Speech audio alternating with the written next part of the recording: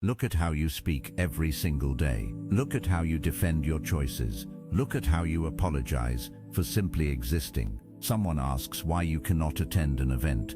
You freeze, you panic, you write a long, defensive text message. You list 5 different excuses. You explain your schedule.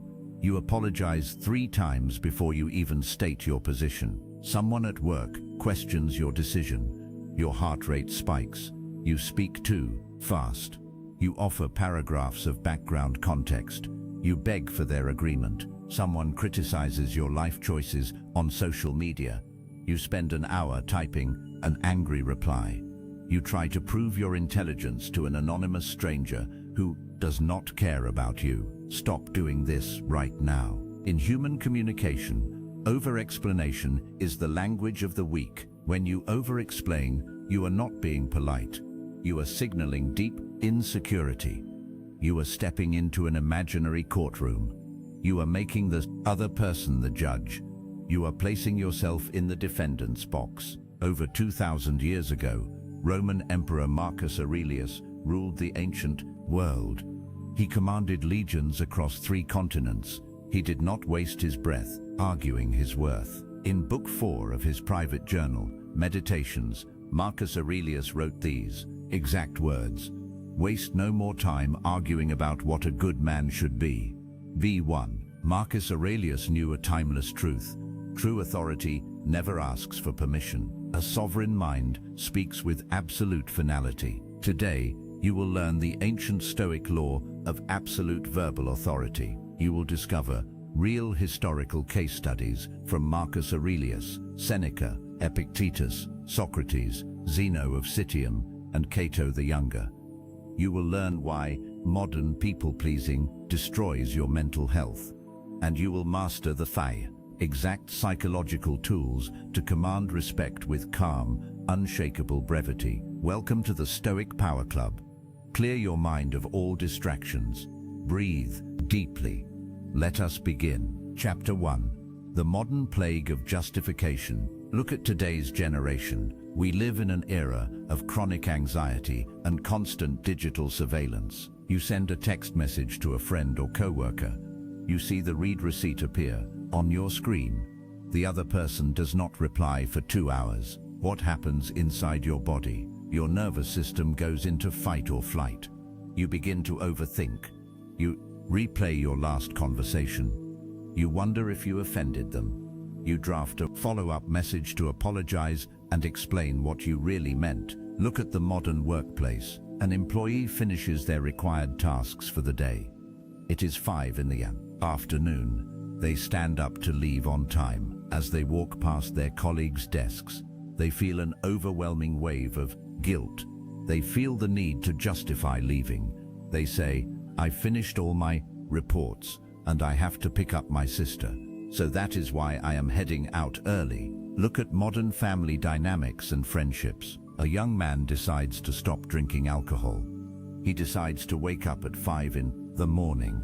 He decides to start a business, hit the gym, and read philosophy. His old friends mock him.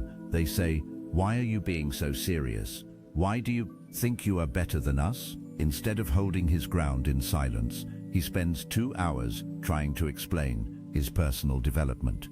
He tries to convince them. He seeks their blessing. Modern psychology calls this the approval trap. You have been conditioned by modern society to believe that you owe everyone an explanation for every breath you take. Social media has accelerated this mental sickness. People broadcast their private lives to thousands of strangers. They explain their breakups. They justify their diets. They argue in comment sections for days. They are burning their precious life energy. They are trading their internal peace for cheap digital applause. The ancient Stoics warned us about this exact psychological trap thousands of years ago. Epictetus was born a slave in Hierapolis. He lived under the brutal rule of Roman masters. He walked with a broken leg caused by physical torture. When Epictetus finally gained his freedom, he looked at wealthy Roman aristocrats. He watched senators in silk robes, obsessing over political rumors, panicking over dinner invitations, and begging the emperor for approval. In Book 1 of his Discourses, Epictetus wrote this direct observation: "You call me a slave because my body is poor. But look at yourselves. You are slaves to every opinion, slaves to every insult, and slaves to every glance of disapproval. A man who cannot control his need for validation is a slave, no matter how much gold he wears." When you stop explaining yourself, you break the chains of modern social slavery. You step out of the crowd. You reclaim your mental bandwidth. Chapter 2. The Laconic Principle of Absolute Power. To understand real verbal leverage, we must study the ancient warrior state of Sparta. The Spartans were feared across the Mediterranean. They possessed unmatched physical discipline, but their greatest psychological weapon was their speech. History remembers their method as Laconic speech, the art of conveying maximum authority using the absolute minimum number of words. The Spartans viewed long explanations as an open admission of guilt and cowardice. They taught their children that a man who uses 10 words where 2 are sufficient is wasting the breath of a warrior. Consider the legendary confrontation between King Philip II of Macedon and the leaders of Sparta. Philip was the father of Alexander the Great. He had built the most powerful military machine in the ancient world. He had conquered city after city across northern Greece. Philip marched his massive army south toward the borders of Sparta. He sent an imperial letter to the Spartan leaders. The letter was long, arrogant, and filled with threats. Philip wrote, "You are advised to submit without further delay. If I bring my army into your land, I will destroy your farms, slay your people, and raze your towns, city to the ground." The Spartan leaders read the long dramatic paragraph of the Macedonian king. They did not hold a public debate. They did not draft a long diplomatic reply. They did not justify their refusal to surrender. They picked up a piece of parchment, wrote a single word, and handed it back to the messenger. That word was, "if." Look at the psychological power of that single word. Philip II had written 5 complete sentences of arrogance and ego.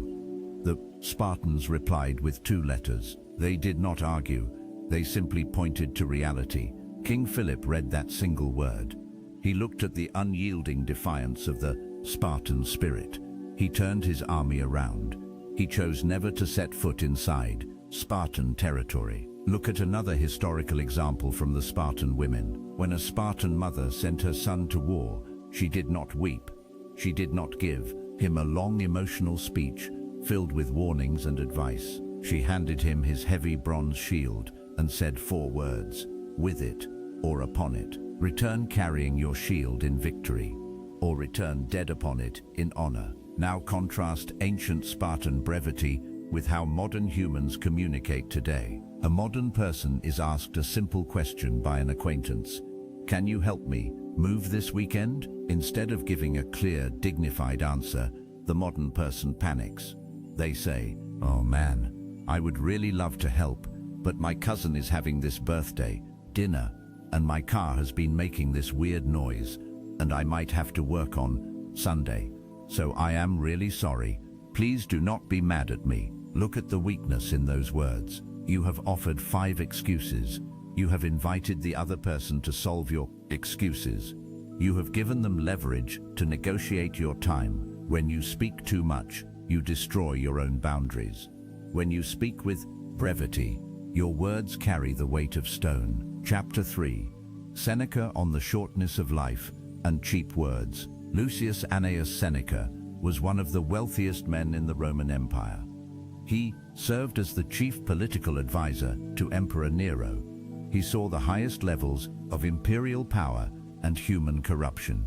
In his legendary philosophical treatise, De Brevitate Vitae, on the shortness of life, Seneca addressed his friend Paulinus on the tragic waste of human existence. Seneca wrote these profound words: "It is not that we have a short time to live, but that we waste a great deal of it. Life is long enough, and a sufficiently generous estimate has been given to us for the highest achievements, if it were all well invested."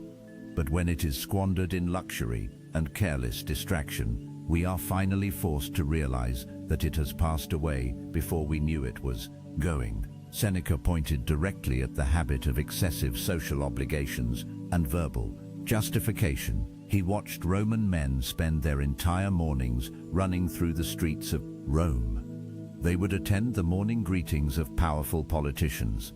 They would stand in crowded courtyards, offering long speeches of praise, begging for business favors, and explaining their loyalty to men who did not care about them. Seneca called these men the busy idlers. They were constantly active, constantly talking, constantly justifying their existence, yet achieving nothing of lasting virtue. Seneca issued this direct challenge. Look back on your days. Calculate how much time you have given away to creditors, how much to social acquaintances, how much to petty quarrels, how much to justifying yourself to fools. You will realize that you are dying while living for other people. Look at your own modern routine through Seneca's eyes. How many hours this week did you spend explaining your decisions to people who do not fund your life, do not build your future, and do not care about your character? You spent 30 minutes explaining your diet to coworkers who eat junk food every day. You spent 45 minutes on the phone justifying your weekend plans to someone who drains your energy. You spent 2 hours tossing and turning in bed, rehearsing what you should have said in a meeting. Seneca demands that you treat your time like gold. If someone tried to steal your money from your wallet, you would defend it with physical force. Yet you allow people to steal your hours, your focus, and your emotional peace without offering any resistance. A Stoic does not waste his life arguing in the marketplace of opinions. A Stoic guards his hours with ferocious discipline. Chapter 4. Socrates and the Trial of Uncompromised Honor. To understand the ultimate refusal to plead, we must examine the trial of Socrates in Athens in 399 before Christ. Socrates was 70 years old. He had served Athens as a courageous infantry soldier in the Peloponnesian War. He had spent decades teaching young men to pursue wisdom, justice, and self-mastery. Yet, 3 corrupt citizens brought false charges against him. They accused him of impiety and corrupting the youth. A jury of 500 Athenian citizens was assembled to decide whether he should live or die. In ancient Athenian courts, defendants were expected to follow a specific script of weakness. The defendant was expected to wear torn clothes, weep openly before the jury, bring his crying children to court, and deliver long, pathetic explanations, begging the judges for mercy. Socrates stood in the center of the court. He wore his ordinary woolen cloak. He stood with his back straight. He refused to shed a single tear. Plato recorded Socrates' defense speech in the Apology. Socrates looked into the eyes of the 500 men who held his life in their hands. He said, "Men of Athens, I honor and love you, but I will obey the divine rather than you. Do not expect me to use tricks, to weep, or to beg for my life. That is disgraceful to my age, disgraceful to my reputation, and disgraceful to the honor of Athens. My duty is to speak the truth, and your duty is to judge according to justice." When the jury voted to condemn him to death by drinking poison hemlock, Socrates did not flinch. He did not change his tone. He did not apologize for his life. He said calmly, "The hour of departure has arrived, and we go our separate ways, I to die, and you to live. Which of these is better? Only the divine knows." Socrates was taken to prison. His wealthy friend Crito bribed the guards, and hard begged Socrates to escape into exile. Socrates refused. He explained that to run away in fear would be to betray the very philosophy he had taught for 70 years. He drank the poison with a steady hand. He comforted his weeping disciples. He died as an unconquered sovereign mind. Think about the immense moral victory of Socrates. The court had the physical power to end his biological life, but they were completely powerless to make him beg. They could not force him to justify his existence or compromise his dignity. When you face modern pressure to conform, when people demand that you apologize for your standards, remember Socrates standing before the Athenian mob. Never trade your self-respect for temporary social safety. Chapter 5. Cato the Younger and the Power of Silence in the Senate. Let us look at Marcus Porcius Cato, known to history as Cato the Younger. Cato lived during the final, chaotic years of the Roman Republic. He stood as the absolute pillar of Stoic virtue in a world of total political corruption. Julius Caesar, Pompey the Great, and Crassus were buying senators with fortunes of gold. Politicians made long, dramatic speeches every day in the Roman Senate, switching alliances, betraying friends, and flattering the crowd to gain power. Cato practiced an entirely different discipline. He wore simple, dark togas without imperial embroidery. He walked barefoot in the winter to harden his body, and when he sat in the Senate, Cato would often remain in complete, unbroken silence for entire days. Young senators would approach him and ask, "Cato, why do you not speak? Why do you not share your wisdom so that the people of Rome may praise you?" Cato looked at them and delivered this immortal rule: "I begin to speak only when I am certain that what I am about to say is not better left unsaid." Think about the discipline required to maintain silence while everyone around you is screaming for attention. Cato understood that when a man talks constantly, he leaks his energy. He exposes his tactical plans. He reveals his emotional insecurities. A man who sits in measured silence is an impenetrable fortress. When Cato finally stood up to speak, the entire Roman Senate fell into dead quiet. The shouting stopped. The consuls laid down their gavels. The room listened to every single word because they knew Cato's speech was backed by the unshakable weight of his character. Practice the Cato rule in your modern life. Stop talking to feel uncomfortable. Pauses in conversations. Stop giving your unsolicited opinion in group chats. Stop commenting on every piece of controversial news. Let your silence build your authority. Let your actions do the heavy lifting. Chapter 6. The Modern Workplace and the Explanation Trap. Let us examine how over-explaining destroys your career in the modern, professional landscape. In corporate offices, digital agencies, and modern businesses, power is negotiated constantly through spoken language. Look at how an average, insecure worker communicates with their manager. "Manager, why was this project delivered late?" Insecure worker: "Oh, I am so sorry, my laptop updated automatically, and then the client sent the wrong files, and I had this terrible migraine on Tuesday, but I worked all night to fix it. I promise it will never happen again." Look at what that worker just did. They offered 4 excuses. They looked flustered. They sounded like a child caught breaking a rule. They invited the manager to criticize their competence. Now look at how a Stoic professional handles the exact same situation. "Manager, why was this project delivered late?" Stoic professional: "The delivery was delayed due to technical integration issues.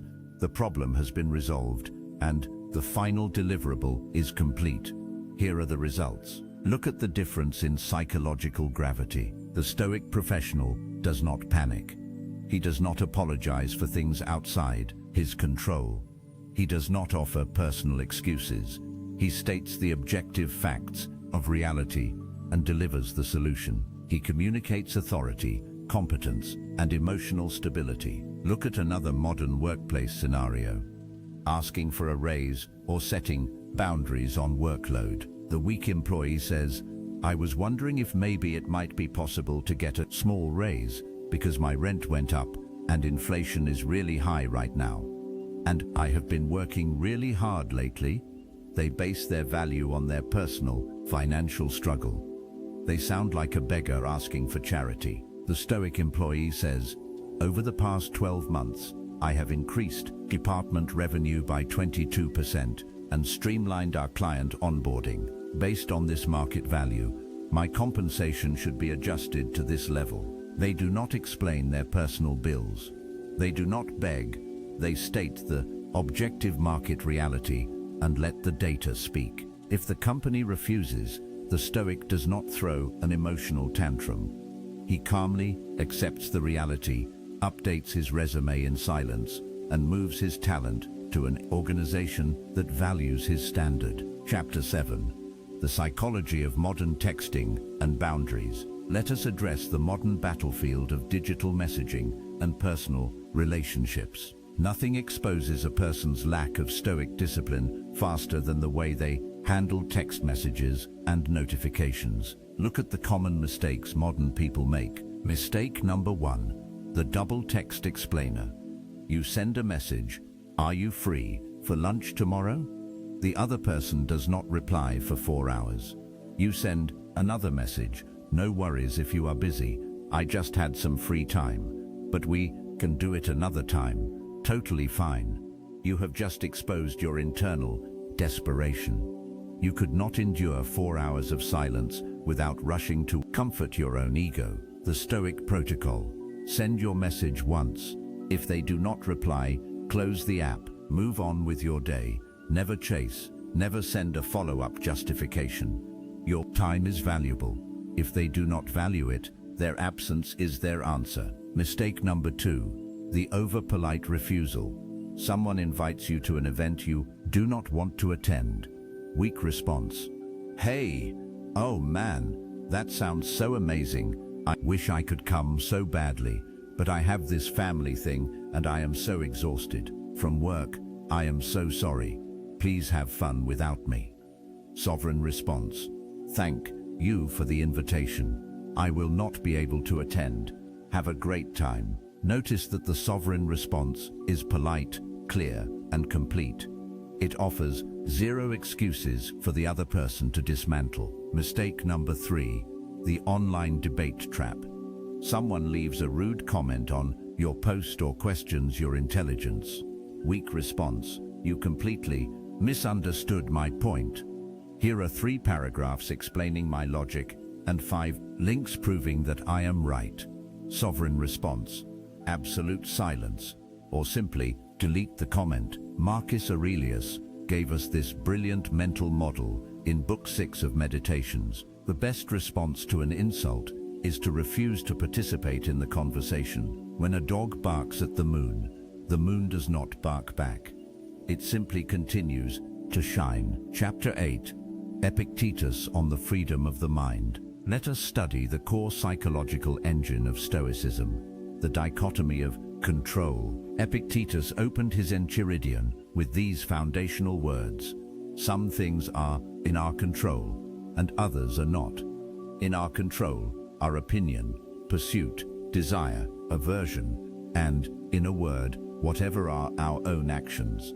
Not in our control are body, property, reputation, command, and, in one word, whatever are not our own actions." Think deeply about this principle in the context of over-explaining yourself. What are you trying to control when you over-explain? You are trying to control another person's opinion of you. You are trying to force them to think, "What a reasonable person, what a polite individual, what a hard worker." Epictetus warns you, another person's opinion is completely outside your control. You can give the most articulate, polite, well-reasoned explanation in human history.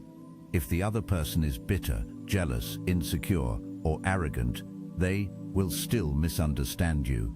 They will still twist your words. They will still criticize your choices. When you spend your energy trying to manage what other people think of you, you are attempting to control the weather. You are acting like a madman screaming at the clouds to stop raining. Epictetus gave his students this liberating command: if someone speaks ill of you, do not defend yourself against their claims. Say instead, "He must not know my other faults, otherwise he would not have mentioned only these." Look at the absolute freedom in that statement. You do not fight their opinion. You do not explain your purity. You accept that human beings will judge you, and you treat their judgment like dust blowing in the wind. Your character belongs to you. Their opinion belongs to them. Keep the boundary clean and absolute. Chapter 9. Chrysippus and the rolling cylinder. To understand how to master your emotional reactions when provoked, we must examine the brilliant analogy of the rolling cylinder, created by the third head of the Stoic school, Chrysippus of Soli. Chrysippus was known as one of the sharpest minds in ancient philosophy. He wrote over 700 books on logic, physics, and ethics. Chrysippus asked his students to imagine a stone cylinder standing on a flat hill. If a man walks up to the cylinder and pushes it, the cylinder begins to roll down the hill. Chrysippus explained, the man who gave the push provided the initial starting force, but the cylinder continues to roll down the hill because of its own nature and round shape. Now apply this ancient analogy to human communication. When someone insults you, asks you a rude question, or challenges your boundaries, they have given you an initial push.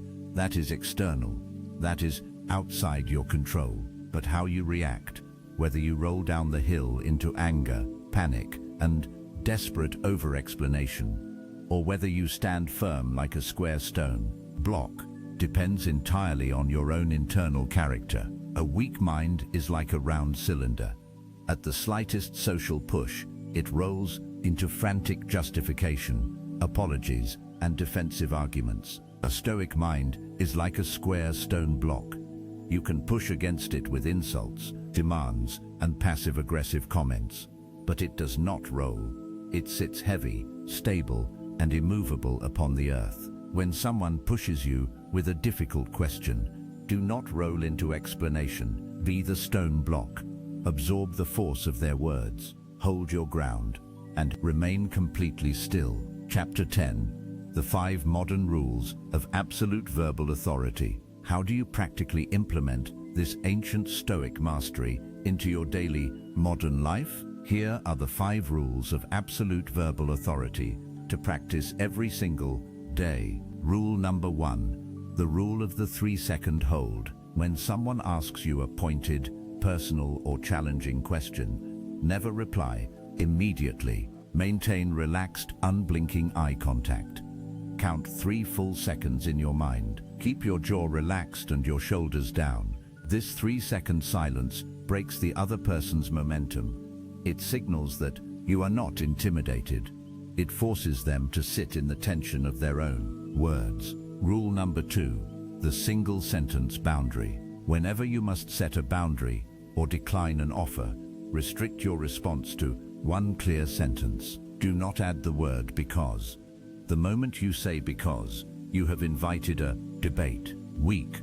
I cannot make it because I have so much laundry and work to do. Stoic. I will not be able to attend. Weak. I cannot lend you that money because I am saving for my car. Stoic. I do not loan personal funds. Speak in clear, final statements. Rule number 3. The elimination of false apologies. Audit your vocabulary for 24 hours. Notice how many times you say, I am sorry. Stop apologizing for asking a question. Stop apologizing for taking up space. Stop apologizing for not answering a text message in 5 minutes. Replace false apologies with gratitude and strength. Instead of, sorry for the late reply, say, thank you for your patience. Instead of, sorry to bother you, say, when you have a moment, I need your input on this file. Rule number 4. Master verbal deflection. When someone offers an unsolicited opinion on your life, your diet, your career, or your finances, do not defend your choices. Use one of these 3 Stoic neutralizers. Phrase 1. You are entitled to your perspective. Phrase 2. Time will tell. Phrase 3. That is an interesting observation. Then change the subject or walk away. You have offered 0 resistance. You have starved their ego of the drama it was seeking. Rule number 5. The operational secrecy protocol. Stop telling people your goals before you achieve them. Do not explain your new business idea to your friends. Do not broadcast your workout routine on social media. Do not announce that you are changing your life Work in absolute darkness. Let your discipline be silent. Let your results shatter the room when you emerge. Chapter 11. Autarkia, the unconquered mind. What is the ultimate reward of eliminating the habit of over-explaining? It is what the ancient Stoics called autarkia, the state of absolute, psychological self-sufficiency. When you master this state, you walk through the modern world with an aura of impenetrable calm. You no longer look around crowded rooms, wondering if people approve of your outfit, your voice, or your status. You no longer fear awkward silences in conversations.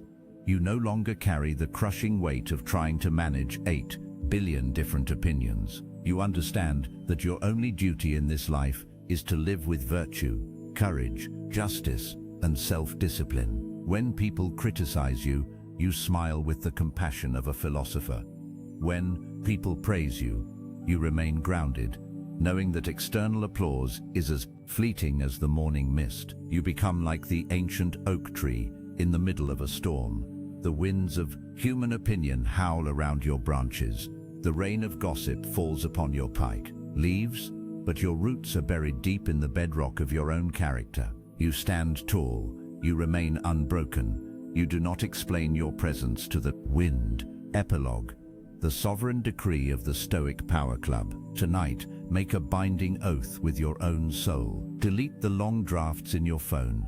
Stop apologizing for possessing standards. Stop explaining your boundaries to people who only want to exploit your energy. From this moment forward, speak with brevity, act with honor, stand in your own power. Let the crowd talk.